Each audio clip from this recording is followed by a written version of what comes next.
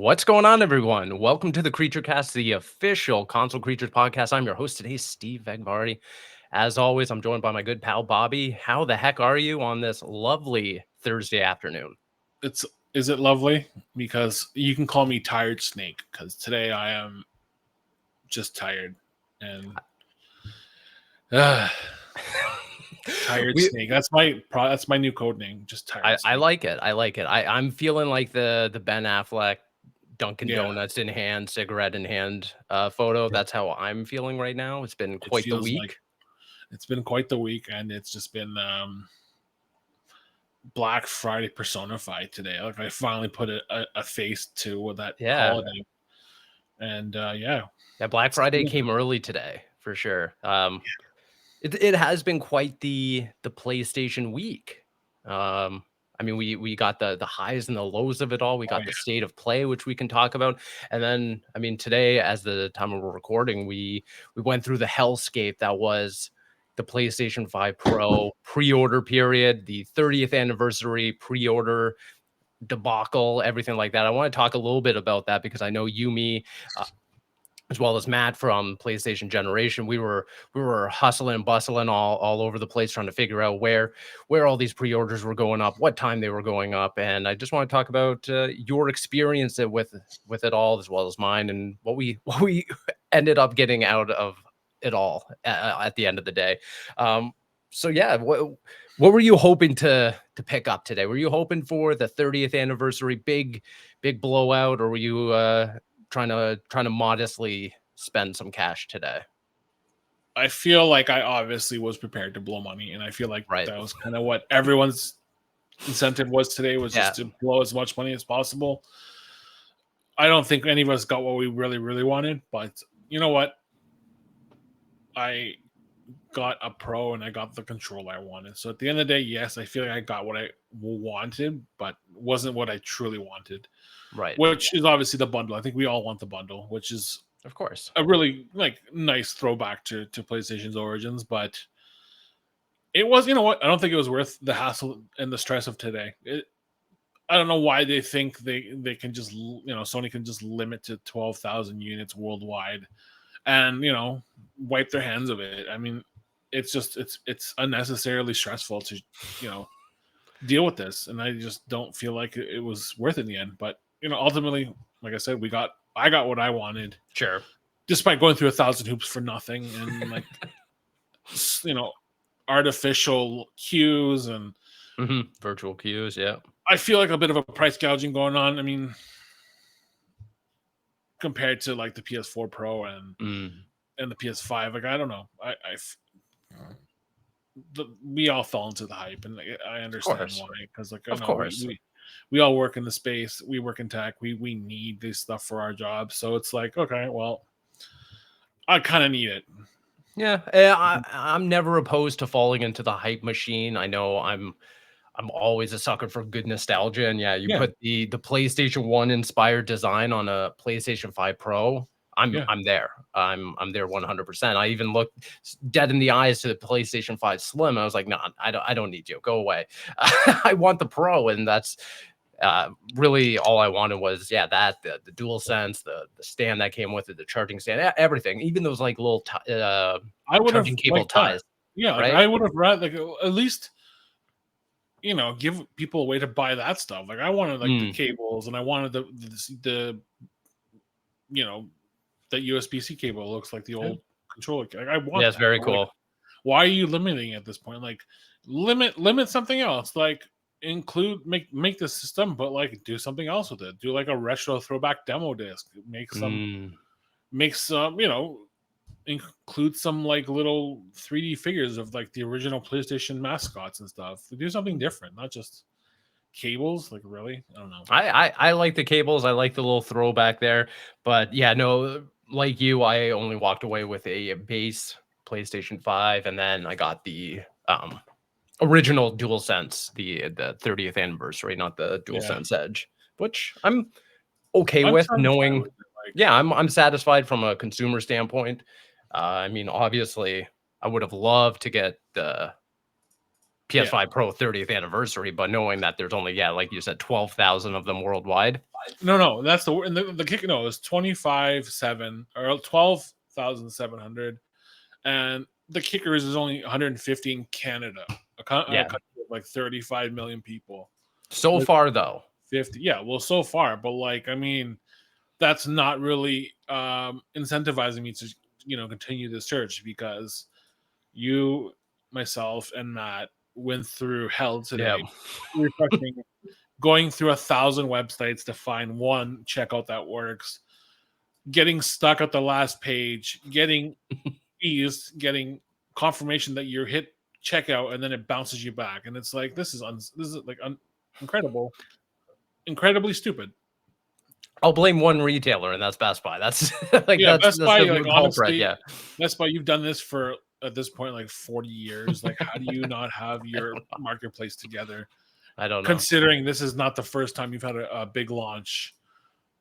And I can even say, go back and to PS5 launch and Xbox Series launch, and like, it was the same BS. Like, there was no strive to improve the queues. There was no way to like actually get what you want. You basically kind of threw caution to the wind, and you just jumped into the mosh pit and hopefully get a console. Yep. Now, I do want to give a shout out. I want to give one shout out, and not sponsored, not anything like that. Walmart's queue, easy as pie. You go in, you queue up, you get your you put it in your cart and everything, and then they have this really cool thing where it's like you press and hold the mouse over you the hold icon. That's genius, in my opinion, just to get rid of some of the bots, some of the scalpers and stuff like that. Yeah, I don't know. I thought it was super fluid. I thought it was like in and out. I got that controller like within a couple minutes. Yeah, within 5 minutes, I was gone, because you posted that link in our Discord, and I was like, well, okay, this is before it was on social, so like, we all got what we wanted. And that was a successful little venture there. And then we got the PlayStation 5. I'm also I want to throw some shade to Walmart, because they legitimately almost cost me a console. Right, tell me about this. So Matt posted a link later with the bundle that includes like the console and the disc drive, and I missed it at Costco's launch this morning, but I got the one with the bonus controller, which I think is fine. But Walmart had the same thing. It was available for pre-order. I got through checkout. I got the email confirming it was basically saying, you got it. And then not 10 minutes later, they canceled my order after I'd canceled my Costco order. So basically, I was out 2 PlayStation Pros. So, yeah, don't like that. Don't know why you would keep that button available to check out, knowing that you don't have consoles to support. Like, just, that was the only retailer that had that issue where, once the consoles were gone, like, they didn't take the button off, or the listing was still up or whatever. But like, it just really ruined my afternoon. But thankfully, I found the same bundle at Costco. So it's like, okay, it's fine. But we're safe. But at the same time, it's just like the hoops we have to go through for just a box that plays games. It's like, this is insane. It's a nice looking box. It's a nice looking box, but that's what she said. Good one. I like that. Is it worth it? I don't know. I mean, we won't know. We won't know until November. Yet, right? But exactly. But if this is what midnight launches were like 10 years ago, like, holy crap, just put me out back and shoot me, because I can't do this ever again. Like, if that's what I mean, I remember going to Black Ops midnight launch, and that I feel like it was a good time, but I don't know if I could ever do that again. I don't like this. It's just not worth it to me. No, I gave up on the midnight launches. I gave up on, day one in-store releases. I can't do it anymore. But here's the thing, though. It's like they're kind of pushing us towards that, because as we all saw, GameStop Canada basically said, sorry, you want a 30th anniversary bundle, you got to show up day and date and fight each other for it. That's basically what the messages was last night. And I know you commented on your page, and I commented, and they just stayed mum about it. And they're just like, well, you're basically doing a free for all, and it's like, that's not the spirit of PlayStation. So it's like, really, it's not the spirit of PlayStation, and I guarantee you it's going to backfire in their face. because when Oh, you 100%. invite hundreds of eager fans to your front door and only Yep. say, "Hey, we're doing a raffle and we have 3 of them," guess what's gonna happen? They're gonna be mad. I'm All furious. any of this would have taken was a little more communication between the retailers of just being like, "Hey, listen, this is when we're gonna have the pros, the bundles up. This is how Yeah. many we're gonna have. This is how you get ready for it, and then boom. That's all you have to do. I think Make it it's super easy." I think it's the fault of the retailers and PlayStation because one thing is one thing. Like retailers only know what they're getting That's fair. close to, right? So that's fine. But Sony knows how much allocation's coming from like Central, and like how much Canada's getting, how much say like the UK is getting. And I know I reached out. I know a couple people on the media side reached out asking for bundle numbers and like any I just wanted pricing. idea. That's all I wanted. Yeah. Yeah, and like I was like, can we kind of know like what we're working with so we can like start covering it and preparing for it? And they ghosted us. I don't think anybody heard back from PlayStation Canada, and I know that's probably just because like it's hard to say, hey, we're going to charge $1,500 for this console, Right. and Exactly. have people reporting about it like a week before. So Yeah. like I understand why they did it, but at the same time, it's like you're basically keeping your cards to the chest and hoping for the best, and like that's how you probably half your fan base. And I know I've seen online people are not happy about this whole process. I can tell you already. I've seen posts on like Reddit and like Resetera and a couple other forums that I look at saying, like this is such a waste of time, and PlayStation's lost the plot. Saying, Mhm. they're not for the game for the player, for the gamer anymore. It's just like their bottom line, and that's it. Like they just want to grab as much money as they can and deliver just like this. I don't want to say it's a minuscule upgrade, but it's not the leap that I think people were expecting from a Pro. So And that's the thing is I think because it's unproven technology right now. We're yeah, all speculating on how much of a degree that new GPU, the new advanced ray yeah, tracing, PSSR, we have no idea. We have virtually no idea how much of an impact that's going to have. yeah. To me, I'm still reserving a lot of optimism. Maybe it's copium, but it's similar to the way that I think I so when PlayStation or when the Xbox Series X and S was first coming out and Microsoft was like, "Oh, it has quick resume, it has Yeah. the teraflops and all this." I was like, "Okay, these are just buzzwords. They're not going to really do anything." But lo and behold, I mean, quick resume really did change the game for me. Yeah, As far as like a player of being able to, launch different games and not have, it's a go cool through feature. menus and stuff. Of course. So I've burned myself before of just kind of swatting away all these, quote unquote buzzwords and these Yeah, rather what seems like a minuscule upgrade until I really can put it to the test. And I think, yeah, I'm still reserving final judgment until, PlayStation 5 Pro that I ordered arrives at my front door and then I get to play my backlog of games or some new games on it. And yeah, I yeah, just again, I feel like a lot of people who are looking at this and just being like, "Oh, this isn't going to do anything." It's like, but you don't know. yeah. You We don't don't know know. what AI driven upscaling is really going to do for your game.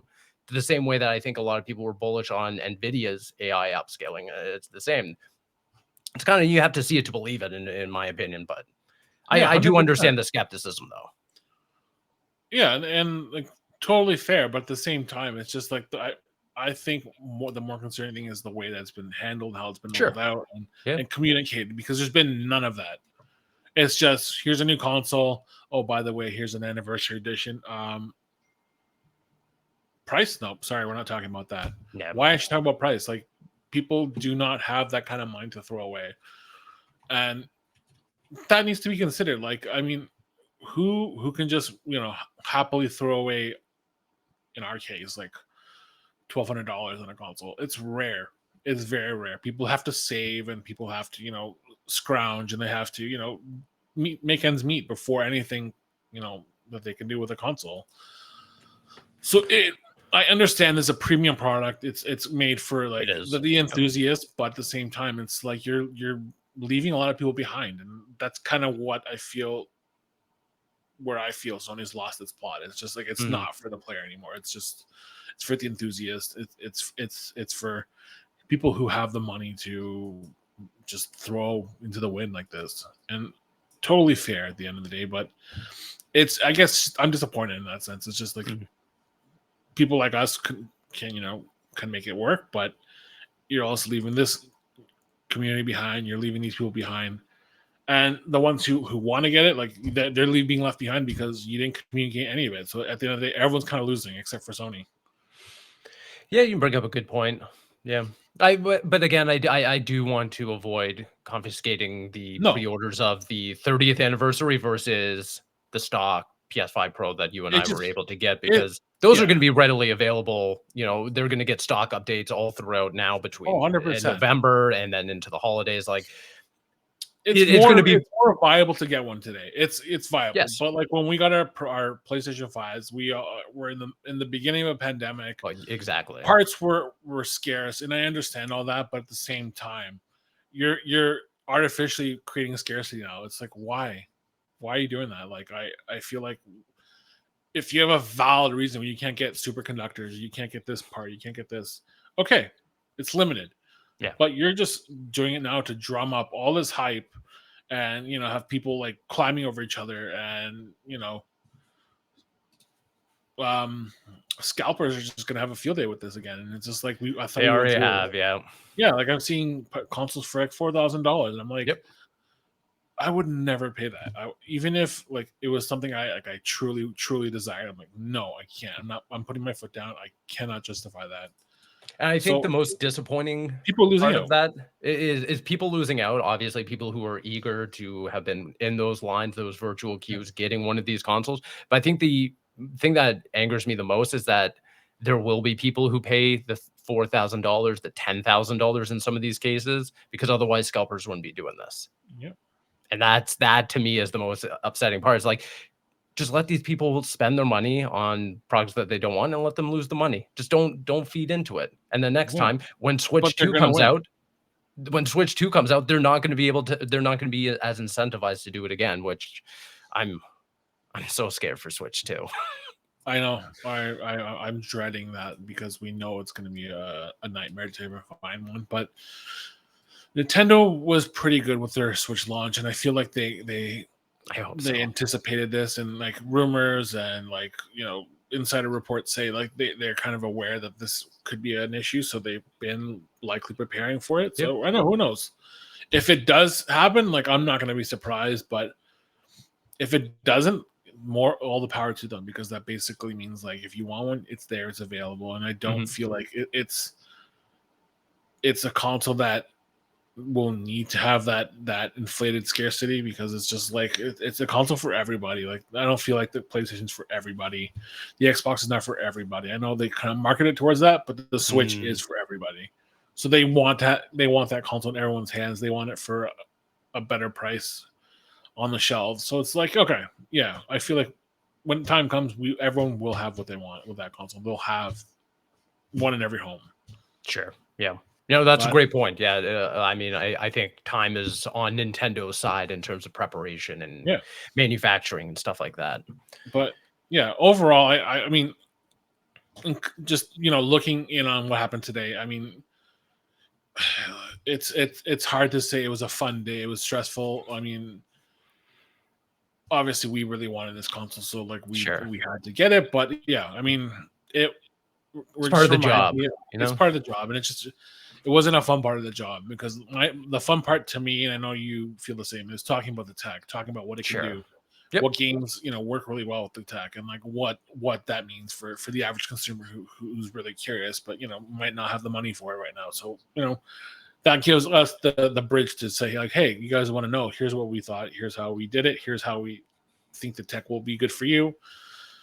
But yeah, that's for down the road. For now, Sony, please don't do this like ever again. Just yeah, don't create fake Scarcity. scarcity. Yeah. Just don't do No. it. Just don't do it. No, I'm totally with you. Yeah, I do. I do feed into it a little bit because it makes for good content, of course. But yeah, no, I do really want to get to the finish line of November 7th. This thing comes out, it's at my door. I get to plug it in, get to boot up, I don't know, Horizon Forbidden West and see, wow, this game looks even better.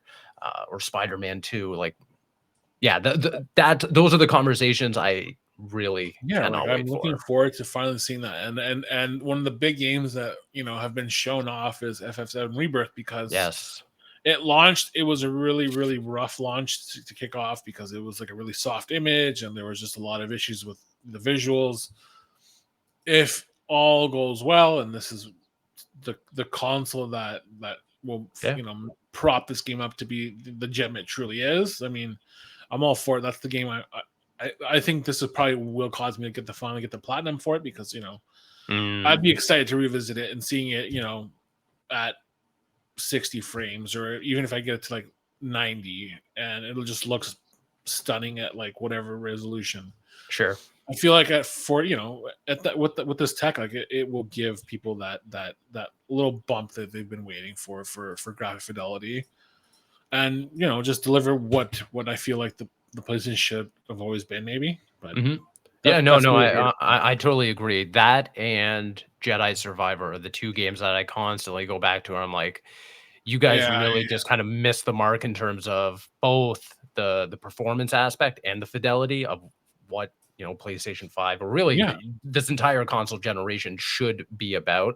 yeah, And if PlayStation 5 Pro can really elevate those 2 games and get them to where they should be, I think that's great. But then obviously you have all the rest of the stable games out there that can really use, AI driven upscaling and stuff like yeah, that just to kind of help it. But yeah, um I guess in terms of talking about stuff that is around the corner, we have the state of play.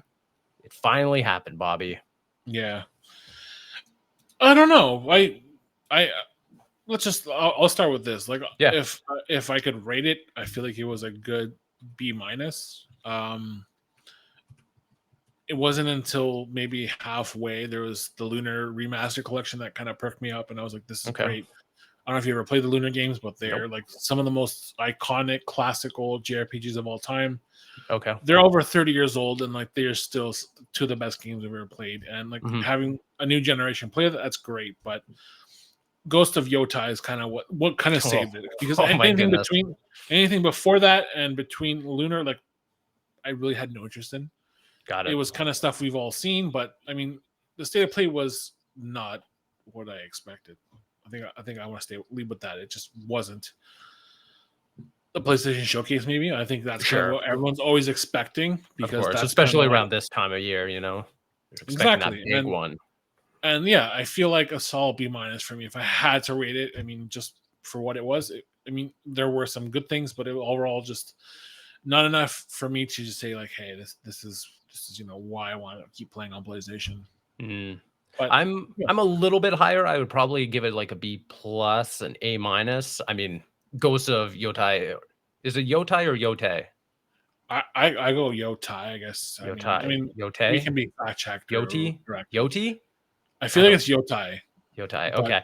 I'll look it up after. I mean, The Ghost of Tsushima sequel, the new Ghost Ghost of game. Tsushima, Ghost of Tsushima, Tushima, yeah, exactly. Ghost of Shishima because he plays a female.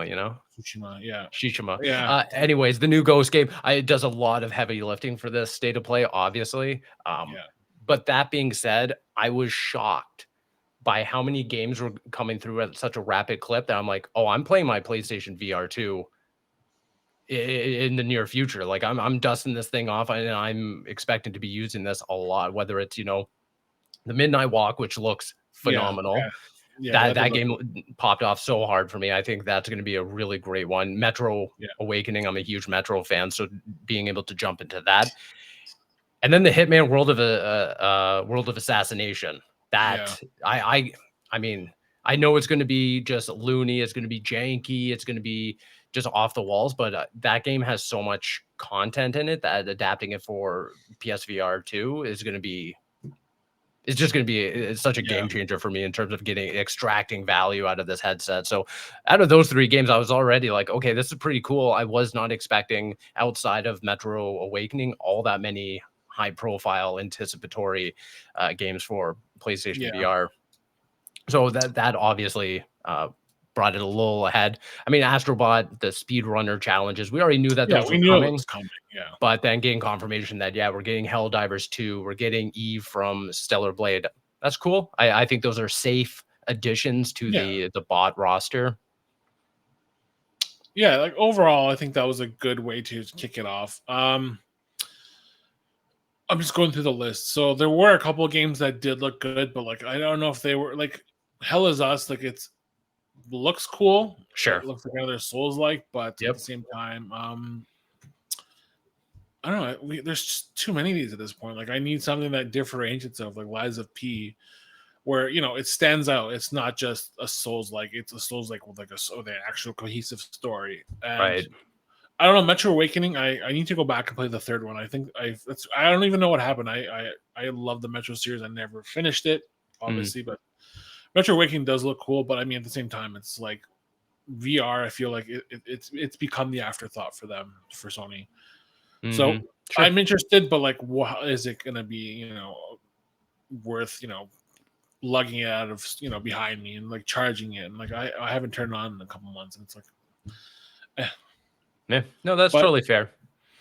But yeah, you know what? Actually, I know I mentioned this to you on the what was it, yesterday? 2 days ago. 2 days ago, the Alan Wake Lake House. Like that looks great. There you That go. I'm Yeah. looking forward to. I know it wasn't anything with gameplay, but I feel like this is gonna bridge Control's AWE DLC with the Lake House. So like I'm looking forward to seeing how they kind of pop off together and just bridge that gap, because like, Yeah. narrative speaking, this is the Remedy's like magnum opus to me. Like, there's nothing they've done better. There is legitimately no reason to focus on any other game for them right now. Just put it all in this expansion, put it on the DLC, and then bring it home with Control 2. Like just focus on these games for now. Like I feel like this is the best thing they've done in years. I wholeheartedly agree. I Yeah. mean, obviously we knew this was coming. There was going to be a second expansion for this game. There had been rumors abound that it was going to have to do with the lake house, which was mentioned in the game. There's, plot threads within the game that just never really went anywhere. So yeah, I had speculated for a long time that we were kind of going to Yeah. reach this point, but just seeing how it's kind of being portrayed and everything, like the incident that happens at the lake house, the FBC, um, monitoring setup that they had The research outside station. of the research station outside of Bright Falls.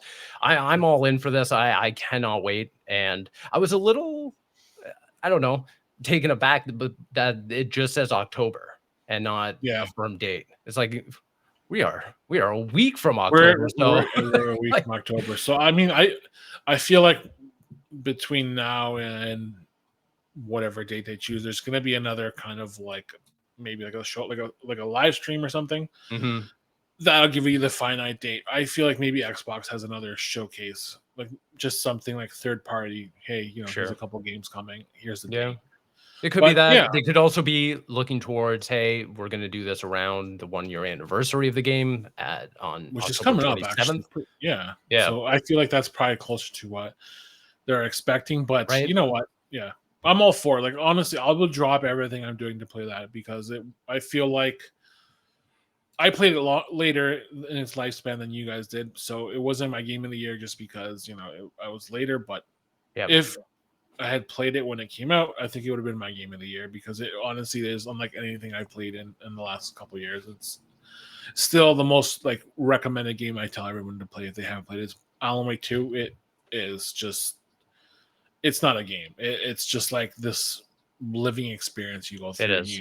You feel like you go on this ride through different dimensions, and you're there. You're part of the story, and that's good storytelling. I feel like it's just a testament to like the stuff that Remedy can do. It's no one does what they do.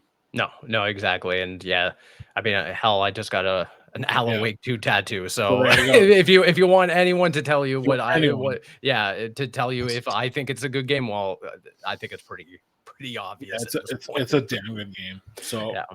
yeah, but yeah, ultimately, like, yeah, state of play overall, I have to stick my B minus. It just wasn't enough for me.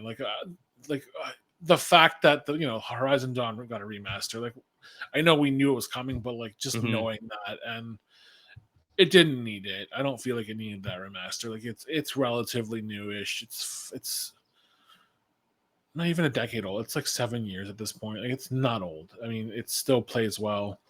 The rest of the games that were in there that were okay. I mean, it was cool seeing Legacy of Kain. It was cool seeing Sure. Fear the Spotlight. Like, I Yeah. think that's a cool little horror game from Blumhouse. But Yeah, yeah, I played it everything at else was just like, SGF. That was yeah, a fun game. It's that's one where of I remember my from. yeah, it's one of my most anticipated games of the fall simply because of just what it What did it and is, how it yeah. yeah, exactly. But I do wanna go back to the Horizon Zero Dawn remaster because it just seems like, just from like first blush, if they were to come out and just say, "Hey, we remastered it. It's gonna look a little. We made some changes to the graphics." I was like, "Okay, I can kind of understand that. That's Yeah.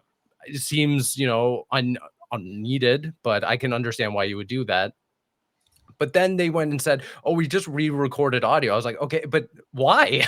Like, Yeah, there's like they nothing just wrong with the audio. maybe to like the fidelity, get to boost the fidelity, but at the same time, it's like It just seems like that's a lot. overly That's 10 hours. gratuitous." Yeah, it just feels like you sunk all these resources into a game you probably could have put into another expansion for Forbidden West, or a way to bridge the third game and the resolution of the second game. Like, I would Now, like, one you thing know, I'm very eager and curious to know. So they re-recorded 10 hours of, or did they say 10 hours or was it a number of lines? it I was can't 10 remember. hours of like lines and mocap, so whatever Okay. that equals to. So I don't know what the percentages are, but they said 10 hours. So what does that mean for Lance Reddick and his character? I don't know. I feel like he probably was untouched. There's no way, unless they got someone who can sound like him. And the only person Or who I is this kind feel of like a Peter Parker Spider-Man kind of thing where it's like, oh well, now we had to kind of replace him. We had to re-record his. And that's where mine started going. Is like, are they just kind of planting the seeds of, hey, we're gonna have to replace this character for Horizon 3? they don't have to replace him. I know exactly the person who can take over him, and I know you exactly will agree with Oh, me. yeah, of course, yeah. He He was the nailed best it. part of Alan Wake. Yeah, yeah. So David Harewood, like, you put him in that game, like, he is Lance Reddick's, like, I don't want to say he's his counterpart, but he's legitimately like like his voice is like the spitting Yeah. image of it. Like, they resemble each other so in so many other mannerisms, the way they talk. I would prefer that, actually, compared to Keith David in Destiny. Oh, Like, I don't know why I they like. I love 1000% Keith agree. David. I Yeah. love Keith David, but He's no come Lance on, Reddick. he's no Lance Reddick, and like, it's not even that. It's like, if you want to keep this character, like, at least David Harewood. Yeah. David Harewood is one of my favorite voice actors, and what he did with his character in Alan Wake, and like, he was probably my favorite part of that game. I feel like He was his very he was so charismatic. menacing, he was so Yep. charismatic, and just like, he made that game for me. So if he's the big bad in the third game or whatever's going on, I'm all for it. So, like, yeah, we should have used him. But either way, if they replace Lance Reddick, what are we supposed to do at this point? It's like, I'll accept it. Oh, I of feel like they course. probably just they probably used AI to not Uh, create his voice, but like maybe boost the quality on his lines, maybe yeah. just like how you can use AI to bump resolution on 4K videos. So, I Yeah. mean, who knows? Yeah, I don't know. But I'm curious because, and that's what I'm kind of going back to what I said earlier about Sony not being really transparent about what they're doing. Like, we know this remaster is coming, and they kind of spoke about it on the PS blog, but they didn't say exactly what they're doing to bring it to PS5. Sure. That's totally fair. And yeah, that's just where my mind kind of went and started Yeah. speculating, but we don't know. Guess we'll find out soon. I do want to talk about Ghost of Yōtei. I think it is Yōtei. Yōtei. Yeah, it makes the most sense for it to be Ghost of Yeah. Yōtei, but what did you think of this? I mean, no shocker that Sucker Punch was working Yeah. on a sequel to their widely successful open world game, but are you shocked by any of what we saw, whether it's how it looks, the setting of it, the character? Everything. I think I was shocked by everything, and in a Yeah. good way. And I understand that people are upset that Jin's not the protagonist, but like his story was done. I mean, it didn't end on a happy ending, and I feel like what his ending spoke to people about was that, you know, he fulfilled the destiny that he never knew he had. Like Mhm, he spoke up against the samurai. Like he went against them. He, you know, stood up to his father, and mhm. he helped his friends. You know, start you know solve the Mongol invasion. Like he fought against all these people that were destroying his home on his own terms. Like he did it his way, and obviously, when you do things that you know can get dirty and messy, things don't always, you know, come out the other side clean Sure. and, you know, resolved. There's always issues lingering. There's obviously lots of stuff that could be done. But like his story, I feel like his arc was done. I feel like his legacy is the ghost. And now we're seeing what the ghost is to Japan through a new character. And I feel like that's a great way to bridge 1 and 2. Yep. And I No, loved it. I think I it's great that they were finally on the, you know, the mainland. I'm just curious to see like how big this map is, like what we're going to be doing. It's obviously like 300 years plus later. mhm. What kind of change are you going to bring to the traversal, you know, gameplay? And then we saw hints of it, but like same time we're coming off Rise of the Ronin, and they had some good ideas with the traversal there, with like the hang glider. Like Right. I want to see what they're going to do, basically. Like what's happening with this game now. Yeah. Yeah, No, I'm right there with you. I like the change. I like the skip in time. I I think, love you know, everything. advancing it in 200, 300 years, I think it's really smart. Yep. For anyone that was upset that we're not following Jen, well, that's what happens when you place a character on in the middle of an island, you know, in the middle of a secluded island when, you know, civilization is Yep. not booming. So it only makes sense that, yeah, we're following someone else. I wholeheartedly agree with you. I think framing it around, you know, this new character picking up the mantle of the ghost and what the ghost really, you know, resembles or kind of represents. Yeah. I think that's such a great motif, and I love because I was doing a little bit of research just based on the surrounding area of Yoti, and we see it in the trailer, but the giant, like, volcano, I think, Yeah. can be such a cool set piece or is something like a setting, something to explore in the main game. I can't wait for this game. Yeah, like it looks phenomenal. I think we're past the point of like massive leaps in graphics and you know realism. We're at the point now where everything looks amazing. So it's Mhm. just how dense it can be. And we saw like graphically it looks really dense. I mean, we saw fields of sweeping grass and flowers. Yep. And the wild horses was insane because there was a lot of wild horses and that takes a lot of power to put together. So Oh, definitely. I'm excited for that because it's just going to make the world feel more lived in, more realistic, and that's I think that's where we are in the industry right now with the tech. It's just how lively can we make these worlds feel because there's I don't feel like we can do make them look any better. It's just you know how believable can they be at this point these worlds? Right, So yeah, they're yeah. doing good. Yeah, like a living, breathing world. But I also think that the PlayStation 5 and hopefully the PlayStation 5 Pro can really help sucker punch with this like art direction because as we know from Ghost of Tsushima is that they excelled in having, you know, like little flower petals, like little pink flower petals just swirling in the air, or just the Yeah, way that the wind swept, or the way that you look on the horizon and see a storm or something like that.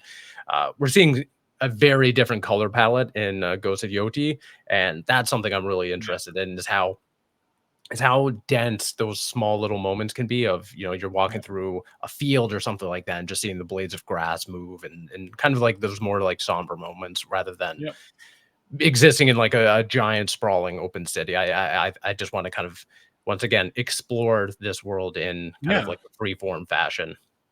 And that's all it comes down to. Like I my favorite thing about Tsushima was just you know picking a direction and following the wind and just seeing what was there Yep. and you know exploring all the fox shrines and coming across like little hidden like valleys that had like the little hot springs. Like that's what I want. Exactly. So that was what kind of made that game so memorable to me. Was just the world was just fun to exist in, and if Sucker Punch is really good with their world, so like I feel like I'm not concerned about what they're going to be doing. I feel like they know what they're good at. They know how to bridge the gap between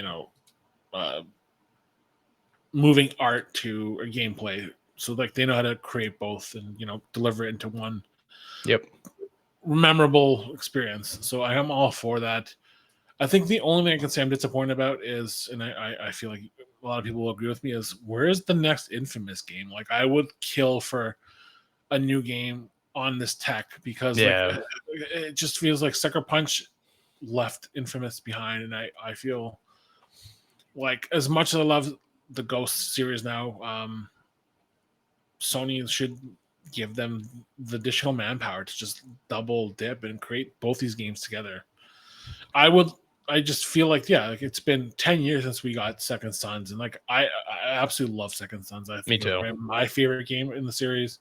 It's Second just a Son, shame. First Light, both of those games. Yeah, both games are amazing. It's just like, why are we not getting that now? Like, I mean, even Infamous 2's take on Louisiana, like I love Sure. that. New Orleans was great, but it's just like I would love to take that series to new heights. It just feels like it's right for me. So it's like I'm great, but at the same time, I think it's understandable now that it's safer to play on IPs like this where you kind of know what you're getting into and what these developers are comfortable with. So it's like I kind of understand why it's Ghost 2 instead of Infamous 3.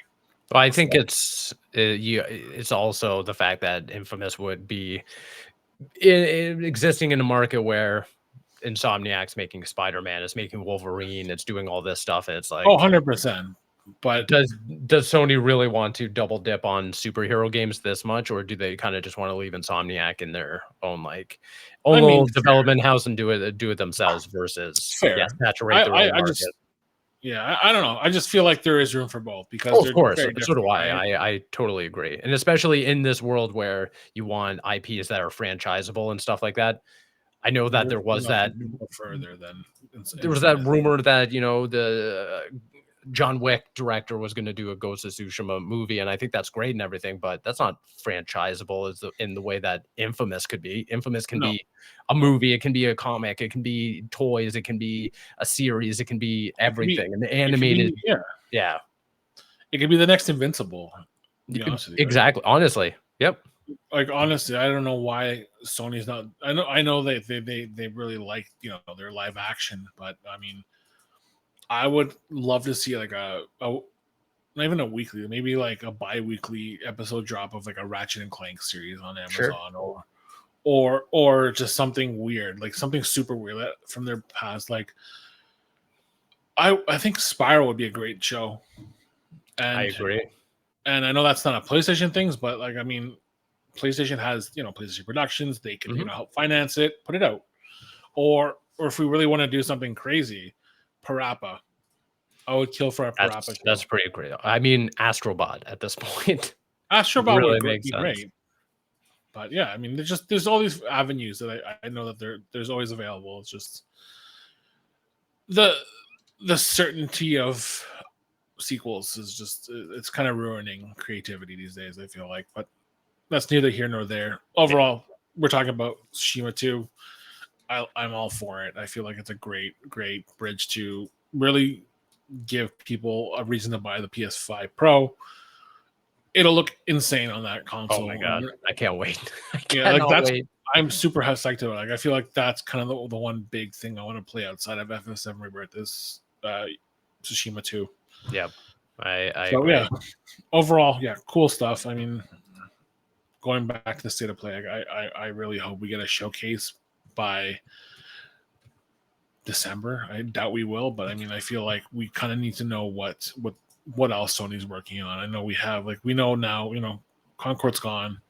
Yep. We know Twisted Metal's coming to show. I feel like what games are we going to get now outside of Yōtei? Like, what's coming?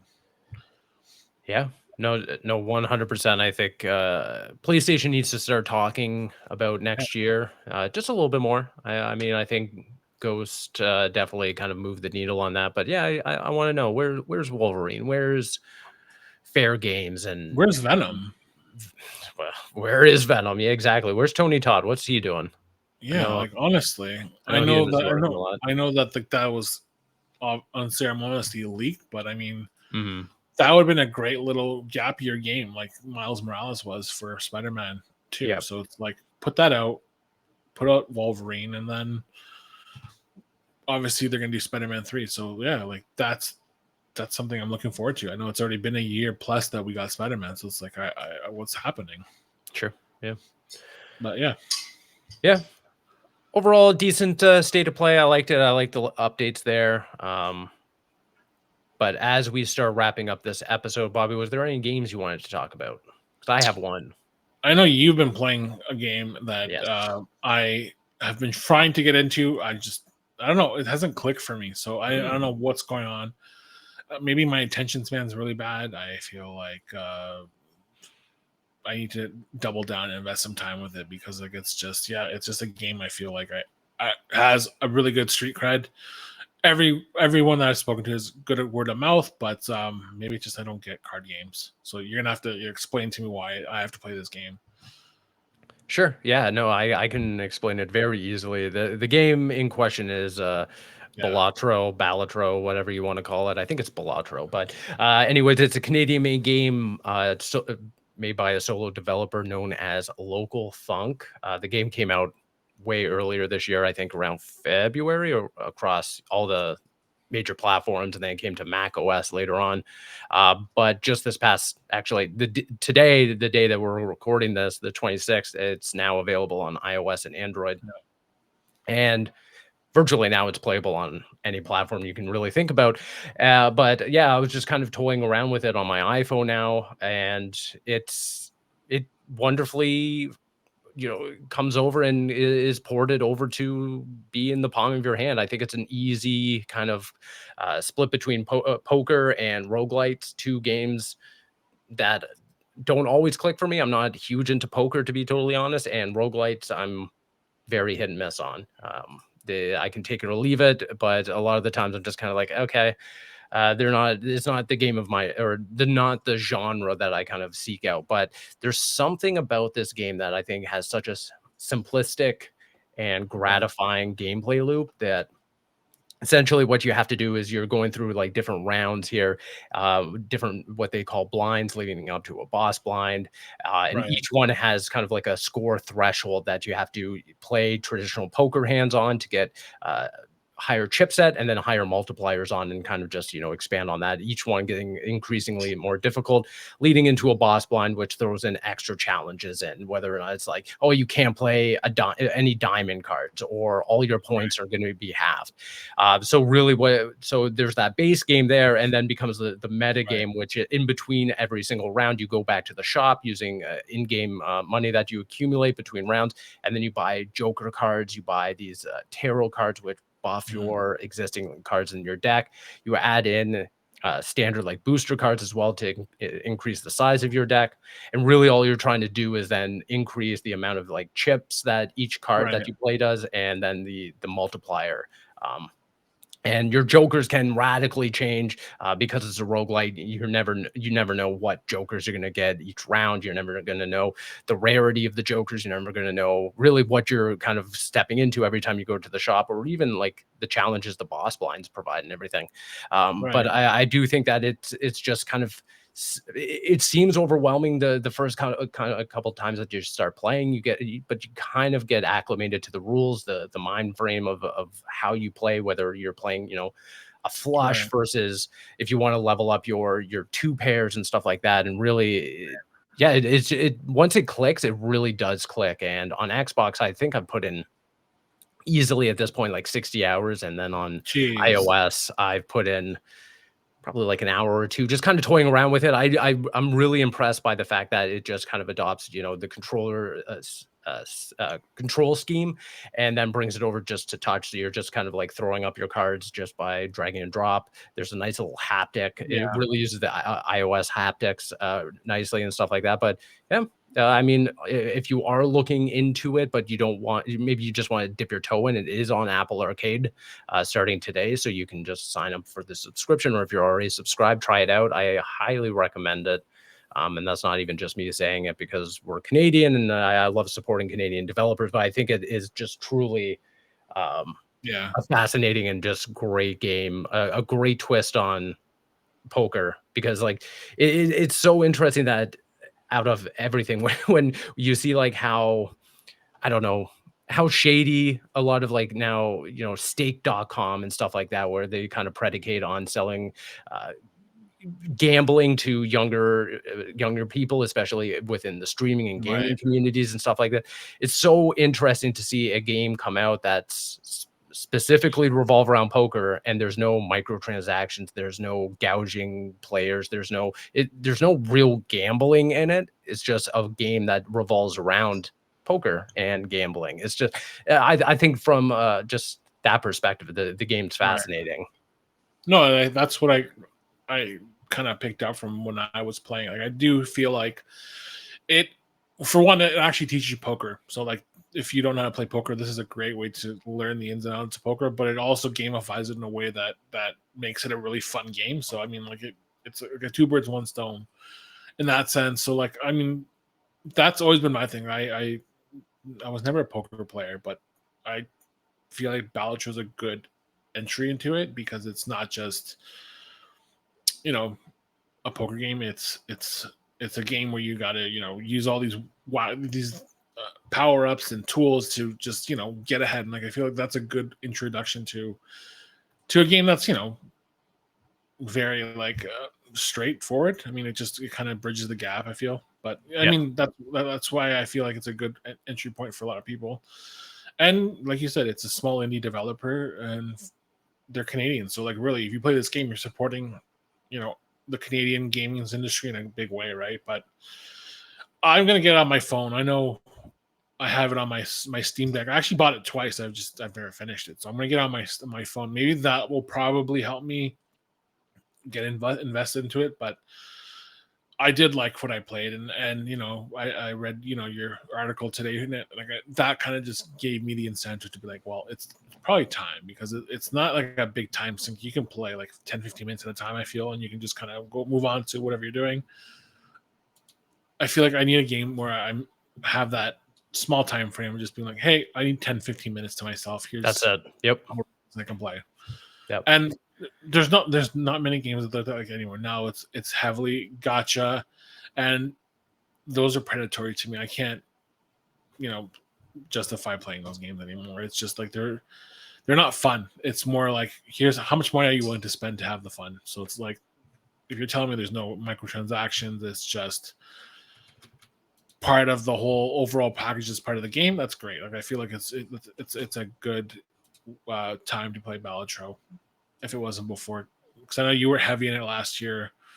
I feel like you were pretty obsessed with it last Christmas. I know you were like, Well, it only came out in February of this year. sorry, February. No, Yeah. yeah, Yeah. February. It felt like Christmas, but yeah, I remember like how big it was. It was all over social media. Yep. Everyone was talking about it, and then it kind of just went away, and then it It came did. back. Yeah. Yeah. But now I feel like it's back again. So it's like perfect time. I'll be checking out tonight when I have some downtime.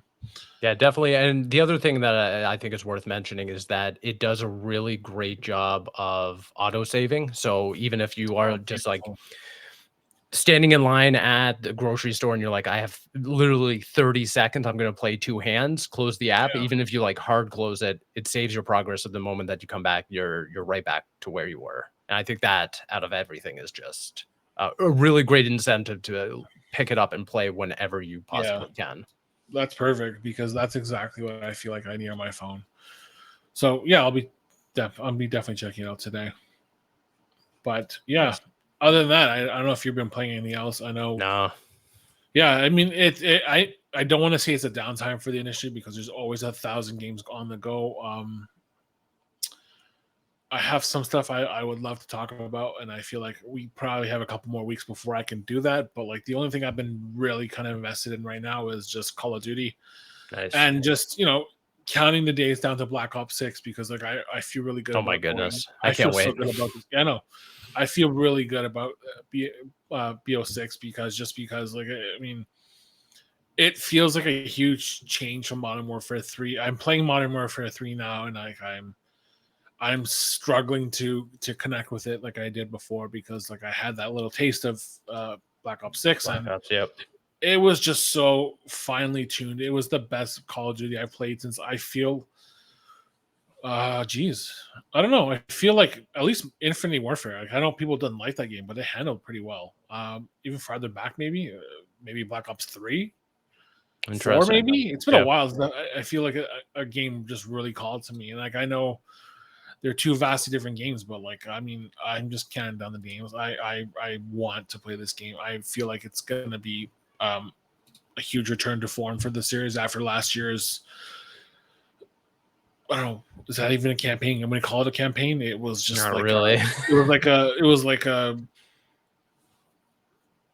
I don't even know how to call it. It's just like they threw everything to a storyboard and whatever kind of made sense. They put together. It was like a Yeah. MacGyver story. It was terrible. I didn't like it. I didn't either. So yeah, it kind of ruined the great goodwill that Black Ops Modern Warfare 2 had, because I really like Modern Warfare 1 was a great return for like a great reboot. Part 2 was good, but part 3 just kind of threw everything that they earned up to the point to the win, and it ruined everything. So it's good to see all these characters returning in a new game, and like Yeah. Activision under Xbox, like I'm giving them the benefit of the doubt for doing something different, and finally having the freedom to make a game they truly believe in, instead of just being another cookie cutter game that's just out every year. And we've seen that repeatedly. Like, we saw them at Summer Game Fest. Like, it was really the reception to Summer Game Fest, and like that Black Ops 6, whatever, like the half hour focus was. It was a great reception. So like I'm down for that. But yeah, other than that, I mean, hasn't been much I've been playing. I feel like Plucky Squire, as much as I liked it, it tired me out because there were just, it was fine for me, but I saw your reception to it. I saw Matt's reception to it, and everyone online was just kind of mixed about it. So it kind of brought my experience down a bit. But like, I mean, it's just that time of the year. I feel like we're in that little brief hump between the next wave of big games coming out, because the next 3 weeks have some really huge games coming out. So like, I'm looking forward to talking about them. Me too. I'm gonna have some good stuff in the coming weeks. That's great. Yeah. I feel, yeah, I'll have a Zelda. I have some Zelda stuff coming out the next week. So I do want to play Zelda, so hopefully yeah, talk about so it maybe next week. yeah, Yeah, I'm so looking forward exactly to that. it. I mean, it's not every day we get to play Zelda, so like, yeah, I want to talk about that. I know people will be happy to see that, but yeah, for now, yeah, I'm just in a little brief of a hump. Yeah, So no, yeah, I feel that. I mean, it's nice, yeah, but yeah, quickly going back to Plucky Squire, I was very disappointed with that game, and I know I beat it since we briefly talked about it last week. And then it yeah, was fun. It was fun. as soon as I realized what the chapter replay and all of that, nothing carries over and stuff like that, I was like, okay, I'm just kind of Yeah, done. I'm yeah, exhausted at this point. yeah. So But yeah, I mean, sadly, so sadly, I'm not very huge on it. I mean, I pray for like a sequel or something where they can kind of just more budget, more allocation to bug QA. But for what it was, I had a lot of fun with it. Like I said, I was playing it while I watched TV, so like I wasn't affected by a lot of the issues everyone else had. Yeah, I didn't experience any um and game breaking glitches. Anything I did, I no, could just restart it, and it worked. So that's fine. But yeah, I guess the reception to it kind of soured my experience, because it wasn't what I thought it was, and I was kind of hoping to talk about it with other people, but everyone was just like, it's here, it came, it's gone." So unfortunately, it is such a unfortunately, bummer. Yeah, but I mean, the good thing is, on the website cultofcreatures.com, there's a bunch of reviews and previews have gone live with Court and Dave and Matt, which have been like tirelessly working on stuff. So we've got reviews for Aura History Untold. We've got Teenage Mutant Ninja Turtles Splintered Fate on Switch, which Court covered. Dave played Beyond Galaxian, which is really cute, really cute. It's really quirky. RPG. It's an indie game. It just came out. I finally posted my Test Drive Unlimited Solar Crown review. nice. Matt reviewed Athena Crisis, which is basically an Advanced Wars kind of game. If you like Advanced Wars, he says like this is definitely something you want to play. And Dave published his Towerborn review in progress, and he's having the time of his life with this game. If you like, Castle Crashers, it's there. Play it. Amazing. Yeah, there's lots going on. We have lots happening. I'm excited because the next month and a half are going to be really fun, game packed, and just we have lots going on. So like, I'm looking forward to just crunching because we are going to be crunching. That's great. Yeah. I guess that about does it for us this week. You already pimped out the website, but if people wanted to connect with you online, where could they do so, Bobby? Yeah. So be Pachelitis on all social channels. I'm going to be kind of focusing on Bluesky and Threads just because Yes. I feel like it's time to give them a proper chance. I mean, Twitter's just become this really bad itch I have that I need to scratch sometimes, and it's causing a scab. So I'm trying to take a break from that. So yeah, we're gonna be on. That's a good way of putting it. I like Yeah. that. So Yeah. Bluesky, Cool. find me on Bluesky. Yeah. You can find me across the internet at Svigvari. And yeah, we'll be back next week with more discussions on games that we're playing, maybe some news, who knows? But yeah, lots on the way. We can't wait to talk about it with all of y'all. We appreciate you tuning in. But until then, we'll see ya. Bye.